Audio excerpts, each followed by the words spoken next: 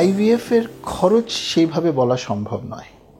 একজন কম বয়স্কা কম ওজনের মহিলার হয়তো খুব অল্প ইঞ্জেকশন দিলেই ডিম পেকে রেডি হয়ে যাবে, আবার যার ওজন বেশি বা বয়স বেশি তার হয়তো অনেক বেশি ইঞ্জেকশন লাগতে পারে।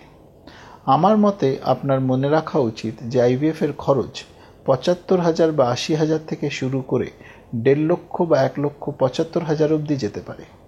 তার মধ্যে আবার অনেক ব্যাপার আছে, ইঞ্জেকশনের খরচ আছে, ভ্রূণ তৈরি করা খরচ আছে, আবার সেই ভ্রূণের নানা রকমের পরীক্ষা নিরীক্ষা করতে পারি আপনার কেস অনুযায়ী ভেবে, তার আর একটা আলাদা খরচ থাকতে পারে। সুতরাং আপনাকে আপনার ডাক্তার থেকে প্রসিজার শুরু করার আগে ভালোভাবে বুঝে নেওয়া উচিত যে আপনার ক্ষেত্রে খরচটা কতটা হতে পারে।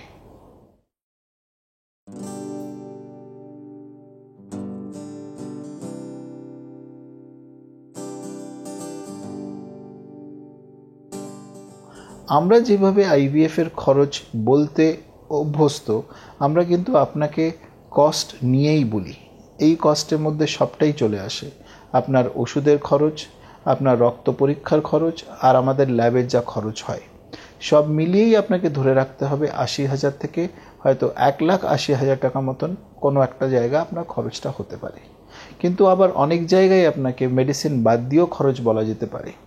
অনেক জায়গায় আবার মেডিসিন আর ল্যাবের কস্ট মিলিয়ে প্যাকেজ সিস্টেমে খরচ বলা হয়। সুতরাং জানার সময় বা কথা বলার সময় এটা আপনি জেনে নেবেন যে খরচটা কিভাবে আপনাকে বলা হচ্ছে, তার মধ্যে কি কি আছে আর কি কি নেই।